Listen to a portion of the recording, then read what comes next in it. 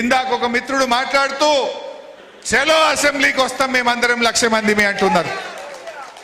నేను ఈ ప్రభుత్వాన్ని హెచ్చరిస్తా ఉన్నా, సెప్టెంబర్ 7వ తారీఖులోగా ఏ భూములైతే నిషేధిత జాబితాలో పెట్టారో బేషరతుగా వాటిని తొలగించకపోతే లక్షలాది మంది నిషేధిత భూముల జాబితాలో ఉన్న రైతులతో ప్రజలతో అసెంబ్లీ ముట్టడికి కూడా మేము సిద్ధమని హెచ్చరిస్తా ఉన్నా.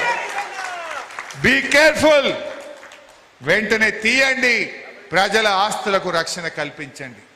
ఎట్లా అసెంబ్లీ జరుగుతుందో లోపల కొట్లాడటం, బయట బీఆర్ఎస్ కార్యకర్తలు ఉద్యమకారులు ఈ ప్రజల పక్షాన బయట కూడా పోరాటం బిడ్డ అని చెప్పి ఈ ప్రభుత్వాన్ని హెచ్చరిస్తా ఉన్నాం. ఈ తప్పు పొంగులేటి ఒకటే చేసిండా, దీని వెనుక రేవంత్ రెడ్డి ఉన్నాడా? 100కు 100% రేవంత్ రెడ్డి ఉన్నాడు. ఇంట్లో A1 రేవంత్ రెడ్డి, A2 పొంగులేటి శ్రీనివాస్ రెడ్డి. ఎందుకు నేను ఉత్తగా చెప్తలేని, 3 వద్దుల క్రితం కోమటిరెడ్డి వెంకటరెడ్డి ఉన్నది ఉన్నట్టు కుండ బద్దలు కొట్టిండు.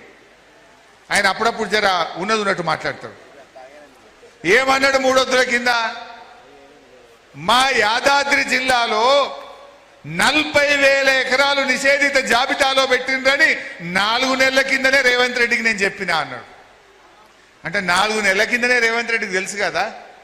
ఎప్పుడైతే నీ మంత్రి కోమటిరెడ్డి చెప్పంగానే నువ్వు అధికారులను పిలిచి ఎట్లా పెట్టిండ్రు 22 ఏళ్ళ ప్రజలను ఎందుకు ఇబ్బంది పెడుతున్నారు అని రేవంత్ రెడ్డి అడిగుంటే ఈ హైదరాబాద్ ప్రజలకు రాష్ట్రమంతా ఈ సమస్య వచ్చి ఉండేదా? ఈ సమస్య వచ్చునా? అంటే రేవంత్ రెడ్డికి 4 నెలల కిందనే తెలిసి ఈ ముచ్చట. తెలిసినా సపోర్ట్ చేయకుండా ఎందుకున్నాడు? ఎందుకంటే 50-50 పొంగులేటి రేవంత్ రెడ్డి 50-50. అందుకే రేవంత్ రెడ్డి సపోర్ట్ చేస్తలేడు. రేవంత్ రెడ్డి చిన్న దానికి ఎంక్వైరీ చేస్తాడు. మొన్న మంత్రి ఉత్తమ్ కుమార్ రెడ్డి శాఖలో సివిల్ సప్లైస్ డిపార్ట్మెంట్ లో విజిలెన్స్ ఎంక్వైరీ చేసిండు, ఈడీకి ఇచ్చిండు. మరి దీని మీద ఎందుకో ఎంక్వైరీ చేస్తలేడు? ఎవడు ఈ భూములను నిషేధిత జాబితాలో పెట్టుమని చెప్పిండు?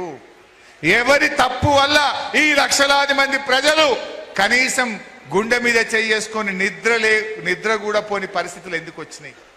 నిద్ర లేని రాత్రులు గడపడానికి, ఇన్ని లక్షల మంది ప్రజలను బాధ పెట్టడానికి కారకుడెవడో అతన్ని శిక్షించాలనా వద్దా? ఉటిగానే సారీ చెప్తే అయిపోతుందా? అంటే వాడెవడో వస్తాడు, మర్డర్ చేస్తాడు, మళ్ళీ వచ్చి సారీ అనగానే మాఫా? దొంగతనం చేస్తాడు వాడు, ఇంట్లోకి వచ్చి అంత ఎత్తుకపోతాడు, సారీ అంటే మాఫా?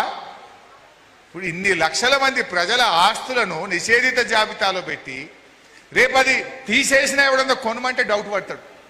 ఏమో వీడు మళ్ళీ తీసింది కానీ మళ్ళీ పెడతాడేమో, ఇది ఒకసారి అందులో పోయింది కదా అని ఎవడు రేపు కొనేటోడు కూడా కొనడు. 10,000కి పోతే 5,000కి ఇస్తావా లేకపోతే కొన అంటాడు. అంటే ఇంతమంది ప్రజల ఆస్తుల విలువ పడిపోయి ఇంతమందిని ఆగం పట్టిన ఈ తప్పిదానికి కారణం ఎవడో తేలాలనా వద్దా? దీని మీద ఎంక్వైరీ జరగాలనా వద్దా? అందుకే తక్షణమే ఒక సిట్టింగ్ జడ్జితో విచారణ జరపాలని ఇలా బీఆర్ఎస్ పార్టీ డిమాండ్ చేస్తా ఉంది.